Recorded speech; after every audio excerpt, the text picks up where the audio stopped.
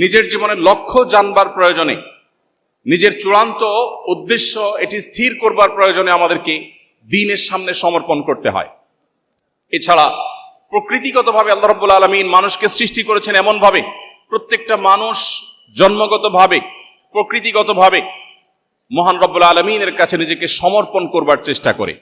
এক মহান সত্তার কাছে নিজেকে সমর্পণ করা ছাড়া মানুষের আত্মা কখনো পরিপূর্ণ প্রশান্তি পায় না। মানুষের সুখে দুঃখে রব্বুল আলামিনের সঙ্গে সম্পৃক্ত হওয়ার প্রয়োজন প্রত্যেকটা মানুষ বাই নেচার অনুভব করে, প্রকৃতিগতভাবে মানুষ ফিল করে। অতএব এই অনুভবটা মানুষকে একমাত্র জাগাতে পারে এবং এই চাহিদা পূরণ করতে পারে আল্লাহর কালাম, কোরআনে কারীম তথা দ্বীন। সম্মানিত উপস্থিতি, মানুষের নৈতিকতার চূড়ান্ত মানদণ্ড ঠিক করে দিতে পারে আল্লাহর দ্বীন, কোরআনে কারীম। মানুষ যখন নিজে থেকে নিজের ভালো মন্দের মানদণ্ড ঠিক করে, তখন মানুষ তার প্রয়োজন অনুযায়ী মানদণ্ড ঠিক করে। রব্বুল আলামিন যখন মানুষের নৈতিকতার চূড়ান্ত মানদণ্ড ঠিক করে দেন, তখন সেটা কিয়ামত পর্যন্ত মানুষের জন্য অপরিবর্তিত থাকে, সেটা মানুষকে সঠিক পথে পরিচালিত করে এবং সর্বকালে সকল সমাজে সকল সভ্যতায় সেটা রিলেভেন্ট থাকে এবং সেটার প্রয়োগ থাকে বাস্তবিক। আজ থেকে ১৫০০ বছর আগে মুহাম্মদ সাল্লাল্লাহু আলাইহি সাল্লাম আল্লাহর পক্ষ থেকে পাওয়া ওহীর ভিত্তিতে যে সমস্ত কথা বলে গেছেন, আজকের পৃথিবীর সাথে বহু সংকটের সাথে আমরা মেলালে দেখব সেগুলো যেন আজকের বাস্তবতা আল্লাহ তাআলা নাজিল করেছেন। আজকের পৃথিবী পরিবেশ বিপর্যয়ের শিকার। পরিবেশ বিপর্যয়ের শিকার হয়ে আমরা বৃক্ষরোপণের গুরুত্ব আরোপ করছি। আমরা পরিবেশ বিপর্যয়ের শিকার হয়ে পরিবেশ রক্ষা করবার গুরুত্ব আমরা বিভিন্নভাবে মানুষকে ব্যাখ্যা করছি। কিন্তু আজ থেকে প্রায় ১৫০০ বছর আগে, যখন পৃথিবীর পরিবেশ বিপর্যস্ত ছিল না, যখন ফ্যাক্টরি রেভলিউশন হয়নি, যখন কালো ধোঁয়ার কারণে মানুষের জীবন যাত্রা ব্যাহত হয়নি, ঠিক সেই সময়ের পৃথিবীতে মহানবী হযরত মুহাম্মদ সাল্লাল্লাহু আলাইহি সাল্লাম এমন কিছু দিক নির্দেশনা দিয়ে গেছেন যেগুলো আজকে প্রায় ১৫০০ বছর পরেও মনে হচ্ছে আজকের প্রেক্ষিতে তিনি দিয়ে গেছেন। তিনি একদিকে বৃক্ষরোপণের গুরুত্ব আরোপ করেছেন। তিনি বলেছেন, তোমাদের কারোর হাতে যদি গাছের কোনো চারা থাকে, অপরদিকে সে দেখতে ইসরাফিল সিংহা ফুৎকার দিতে যাচ্ছেন, সৃষ্টি জগতের সব ধ্বংস হয়ে যাবে, মহাপ্রলয়ের আয়োজন চলছে, এমত পরিস্থিতিতেও যেন সে তার হাতে থাকা গাছের চারাটি রোপণ করে দেয়। ধ্বংসযজ্ঞ চলবে, মহাপ্রলয় সংগঠিত হবে, আমি এই চারা রোপণ করে কি লাভ হবে সেই চিন্তা না করে একজন মুসলিম তার হাতের চারা রোপণ করবে এবং এই গাছ থেকে যদি কোনো মানুষ, কোনো প্রাণী, কোনো পোকামাকড়, কোনো কীটপতঙ্গ, কোনো পিপিলিকা, যে কোনো প্রাণী সেখান থেকে কোনো কিছু গ্রহণ করে, সেটা অক্সিজেন হতে পারে, খাবার হতে পারে, ছায়া হতে পারে, অন্য কোনো দিক থেকে উপকারিতা হতে পারে, আল্লাহ রাব্বুল আলামিন পরিষ্কারভাবে নবী সাল্লাল্লাহু আলাইহি ওয়াসাল্লামের হাদিস বলছে, ওই ব্যক্তি যিনি গাছ রোপণ করেছেন তাকে মানুষ, অন্যান্য প্রাণীদের যত উপকার হবে এই বৃক্ষরোপণের ফলে তার সবগুলোর সওয়াব আল্লাহ তাআলা তাকে দান করবেন। সম্মানিত উপস্থিতি, আজকের পৃথিবী নানা কারণে নারীদের অধিকার নিয়ে সোচ্চার। নারীদের প্রতি যে সমস্ত বৈষম্য হচ্ছে, সে সমস্ত বৈষম্য দূর করবার জন্য, জুলুমমুক্ত পৃথিবী গড়বার জন্য আজ আমরা সোচ্চার। আমরা কি জানি ১৫০০ বছর আগে মহানবী মুহাম্মদ সাল্লাল্লাহু আলাইহি সাল্লাম যে কোরআন আল্লাহর কাছ থেকে আমাদেরকে এনে দিয়েছেন, সেই কোরআনে শুধুমাত্র নারীদের সূরা নামে সূরাতুন নিসা নামে একটা বিশাল বড় সূরা আলাদা স্বতন্ত্র আল্লাহ তাআলা নাজিল করেছেন। আমরা কি জানি মুহাম্মদ সাল্লাল্লাহু আলাইহি সাল্লাম সহ বেশিরভাগ নবী রাসূলকে আল্লাহ তাআলা কোনো পুত্র সন্তানের বাবা করেন নাই, কন্যা সন্তানের বাবা করেছেন। ইমাম মালিক রাহমাতুল্লাহ আলাইহি তিনি বলেছেন, আল আম্বিয়া ওয়া আবুল বানাত, বেশিরভাগ নবী রাসূলদেরকে দেখা যায় তারা বেশিরভাগই ছিলেন কন্যাদের বাবা, ছেলেদের বাবা নয়। নবীজি সাল্লাল্লাহু আলাইহি সাল্লাম বলেছেন, কোন বাবা মা যদি কোনো কন্যা সন্তানকে, দুটি কন্যা সন্তানকে সঠিকভাবে লালন পালন করে, কোনো বৈষম্য না করে, অবিচার না করে, জুলুম না করে, তাদেরকে সঠিক দিশা দেয়, আল্লাহ রাব্বুল আলামিন ওই বাবা মাকে জান্নাতে নিবেন, তার গ্যারান্টি এবং দায়িত্ব নবী সাল্লাল্লাহু আলাইহি সাল্লাম নিয়েছেন। সম্মানিত উপস্থিতি, আজকের পৃথিবী যে সমস্ত সংকট দেখছে, আমরা ঢাকায় বসবাস করি, ঢাকায় ফুটপাত দখলের এক মহোৎসব সব সময় চলতে থাকে আমরা জানি। আমরা রাস্তাঘাট দখল করার যে সমস্ত মহড়া দেখি, সেগুলো দেখে প্রত্যেকটা মানুষ ত্যক্ত বিরক্ত। ১৪০০ বছর আগের মক্কায় কয়েকশো বা কয়েক হাজার মানুষের বসবাস ছিল। মরুভূমির এই বিশাল দেশে রাস্তায় কখনো যানজট হতে পারে সেই চিন্তাও মানুষের ছিল না। তিনি সেই সময় বলেছেন, ইয়াকুমুল জুলুসা আলাত তারিক, খবরদার কেউ রাস্তা দখল করে বসবে না। আপনি যদি কিয়ামত পর্যন্ত মানবতার প্রতিটি সংকটের সমাধান চান, তাহলে সেই সমাধানের সূত্র খুঁজে পাবেন কোরআনে এবং নবী সাল্লাল্লাহু আলাইহি সাল্লামের হাদিসে। এজন্যই একজন মানুষের জীবনে ধর্ম, একজন মানুষের জীবনে আরো স্পেসিফিকলি বললে শুধু ধর্ম নয়, প্রচলিত অর্থে ধর্ম নয়, বরং দ্বীন অত্যন্ত গুরুত্বপূর্ণ। দ্বীন ছাড়া আমরা কেউ আমাদের জীবনের লক্ষ্য, আমাদের জীবনের মূল উদ্দেশ্য, আমরা কেন এসেছি, আমরা কেন খেয়ে পরে বেঁচে থাকি, আমাদের জীবনের এই লক্ষ্য আমরা স্থির করতে পারবো না। সম্মানিত উপস্থিতি, আল্লাহ রাব্বুল আলামিনের কাছে একমাত্র মনোনীত দিন, আল্লাহ বলেছেন ইন্নাদ দীনা ইনদাল্লাহিল ইসলাম, আল্লাহর কাছে একমাত্র মনোনীত দিন ইসলাম। এটি কোনো মানুষের বানানো নয়, এটি আল্লাহর পক্ষ থেকে তার রাসূলের মাধ্যমে এসেছে আমাদের কাছে। অন্যান্য মানব রচিত ধর্মের মতো এটাকে কোনো প্রচলিত ধর্ম মনে করলে এটি হবে আমাদের সবচেয়ে বড় ভুলের জায়গা।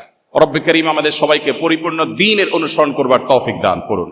এরপরে প্রশ্ন হলো, আমাদের যেহেতু পড়ালেখার অনেক চাপ থাকে, মাঝে মাঝে দ্বীন এবং দুনিয়া একসাথে ম্যানেজ করা অনেক কঠিন হয়ে পড়ে, তখন অনেক হতাশ হয়ে পড়ি। আমি এমন সিচুয়েশন থেকে কিভাবে বের হয়ে আসবো এবং কিভাবে দ্বীন এবং দুনিয়া একসাথে ম্যানেজ করতে পারবো? অত্যন্ত গুরুত্বপূর্ণ আরেকটি প্রশ্ন। এই প্রশ্নগুলো হয়তো আমাদের অনেকের, সুনির্দিষ্ট কোন স্টুডেন্ট হয়তো প্রশ্ন করেছেন, কিন্তু এই প্রশ্নের সাথে আমাদের অনেকেরই জীবনের সম্পর্ক আছে। এটি হয়তো আমাদের অনেকের মনের প্রশ্ন। আমাদের জীবনে দ্বীন এবং দুনিয়াকে চমৎকারভাবে সমন্বয় করবার সূত্র কোরআন বলে দিয়েছে। আল্লাহ তাআলা কোরআনে কারিমে বলেছেন, সে মানুষদের প্রশংসা করে যারা আল্লাহর কাছে দোয়া করে বলে রব্বানা আতিনা ফিদ দুনিয়া হাসানাহ ওয়া ফিল আখিরাতি হাসানাহ ওয়া কিনা আযাবান নার।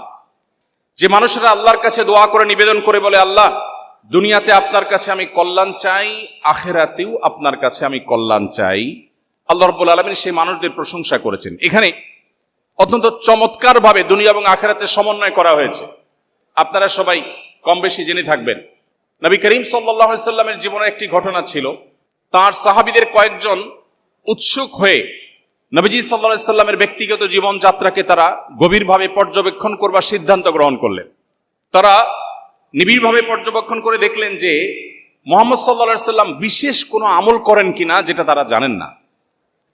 কিন্তু তারা গভীরভাবে পর্যবেক্ষণ করে দেখলেন না, এমন কোনো স্পেশাল আমল নাই। 5 ওয়াক্ত নামাজ তিনি পড়ছেন, তাও আবার কোরআনে বলে দিয়েছে ফাইদা কুদিয়াতিস সালাত ফান্তাশিরু ফিল আরদি ওয়াবতাগু মিন ফাদলিল্লাহ।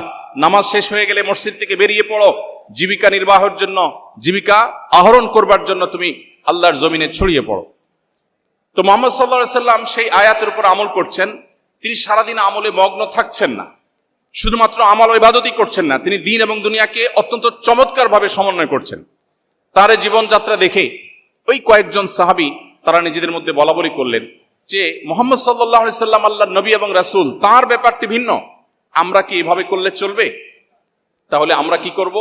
আমরা আমাদের জীবনে আল্লাহর ইবাদতের জন্য পরিপূর্ণভাবে পুরো জীবনকে আমরা উৎসর্গ করব। তখন ওই কয়েকজন সাহাবী সিদ্ধান্ত নিলেন। একজন বললেন, আমি জীবনে কখনো আর বিবাহ করব না, সারা জীবন শুধু ইবাদত বন্দেগী করব, সংসারের ঝামেলা আমি যাব না।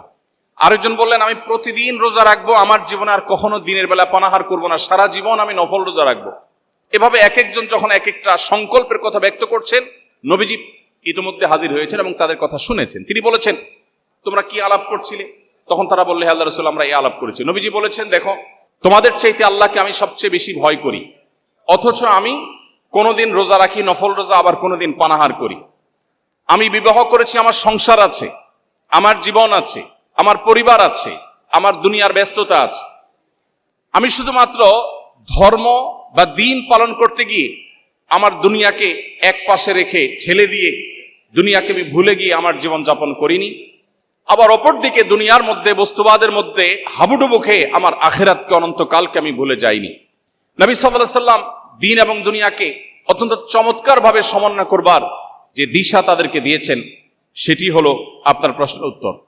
অর্থাৎ আমরা যদি মুহাম্মদ সাল্লাল্লাহু আলাইহি সাল্লামকে পরিপূর্ণভাবে অনুসরণ করি, আমরা যদি কোরআনের পাতা খুলে আমাদের জীবনের গাইডলাইন গ্রহণ করি, তাহলে ইনশাআল্লাহ তাআলা আমাদের জীবনে অনাস্থা, হতাশা, বিশেষ করে আজকে ঘরে ঘরে ডিপ্রেশন, গত কয়েক বছরে বিশেষ করে কোভিড-19 সময় আমাদের তরুণদের মধ্যে, বিশ্ববিদ্যালয় পড়ুয়া শিক্ষার্থীদের মধ্যে প্রচুর পরিমাণ ফ্রাস্ট্রেশন, প্রচুর পরিমাণ হতাশা, প্রচুর পরিমাণে আত্মবিশ্বাসের অভাব দেখা দিয়েছে।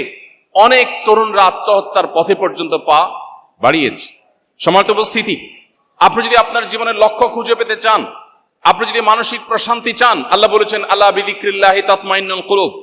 তুমি যদি আল্লাহকে স্মরণ করতে পারো, তুমি যদি আল্লাহকে স্মরণে রাখতে পারো, তাহলে এটা তোমার অন্তরকে প্রশান্ত করবে। অতএব আপনার হতাশা দূরের জন্য আপনি কোরআন এক হাতে তুলে নিন, অপর হাতে সিরাতে রাসূল তুলে নিন, ইনশাআল্লাহ আপনার হতাশা আল্লাহ তাআলা দূর করবেন। এরপরে প্রশ্ন হলো, এই ফিতনা সংকুল সময় আমরা কিভাবে আমাদের ঈমান মজবুত ও অটুট রাখতে পারি? কিয়ামতের আগে পৃথিবীতে এমন একটা পরিবেশ আসবে, জ্বলন্ত কয়লা হাতে রাখা যত কঠিন হবে, মানুষের জন্য ঈমান বক্ষে ধারণ করে রাখা সেরকম কঠিন হবে। আজকে পৃথিবীর যেদিকে তাকাবেন আপনি দেখবেন ইসলামোফোবিয়া, চতুর্দিকে আপনি দেখবেন ইসলামের প্রতি ভীতি ছড়ানো হচ্ছে। মানুষ দিন পরিপালন করবে, দিন প্রতিপালন করবে, তার দিনকে অনুসরণ করবে, আল্লাহর দাসত্ব করবে, এটা আজকের পৃথিবীতে সবচেয়ে কঠিন এবং সবচেয়ে বাধা দেওয়া হয় এমন একটি বিষয়ে পরিণত হয়েছে। অতএব এটাকে বলা হয় ফিতনা সংকুল সময়। আপনি চান ভালো পথে চলতে, কিন্তু চলতে পারেন না। আপনি চান জান্নাতের পথে যেতে, কিন্তু জান্নাতের পথে এবং জাহান্নামের পথে এমন এমন কাটা বিছানো আছে যে আপনার জন্য সেটা অতিক্রম করা কঠিন। সময়ত উপস্থিতি, এই ফিতনা সংকুল সময় ঈমানকে মজবুত করবার জন্য একদিকে আমাদের কোরআন এবং সুন্নাহকে আঁকড়ে ধরতে হবে, অপরদিকে আমাদেরকে একটি দ্বীনি এনভায়রনমেন্টের মধ্যে নিজেদেরকে রাখতে হবে, এবং তৃতীয়ত আমাদেরকে আল্লাহর কাছে দোয়া করতে হবে, রব্বানা লা তুযিগ কুলুবানা বা'দা ইয হাদাইতানা ওয়া হাব লানা মিন লাদুনকা রাহমাহ ইন্নাকা আনতাল ওয়াহ্হাব। হে আল্লাহ, আপনি আমাকে হেদায়েত দেওয়ার পর আর আমাকে পথভ্রষ্ট করবেন না, আমাকে হেদায়েতের উপর অটল রাখুন। রব্বে করিমের কাছে আমাদের দোয়া অনবরত অব্যাহত রাখতে হবে। এরপরে প্রশ্ন হলো, ওযু ছাড়া ইস্তিগফার ও দুরূদ পড়া যাবে কিনা?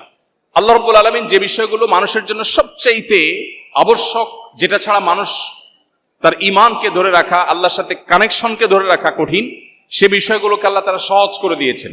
এর মধ্যে একটা হলো ইস্তিগফার এবং যে কোনো তাসবিহ এবং দোয়া। একজন ঈমানদার প্রতিটা মুহূর্তে আল্লাহর কাছে দোয়া করার মুখাপেক্ষী।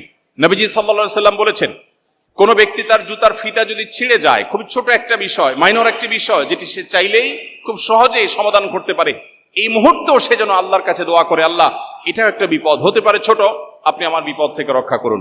তো প্রতি মুহূর্তে যেহেতু আমাদের দোয়া করতে হয়, এই জন্য দোয়ার জন্য অজু শর্ত নয়, কারণ প্রত্যেকবার অজু করে দোয়া করা এটা আমাদের জন্য কঠিন হবে। এই জন্য আল্লাহ তাআলা দোয়ার জন্য অজুর কোনো শর্ত রাখেননি। একজন ঈমানদার বিনা অজুতে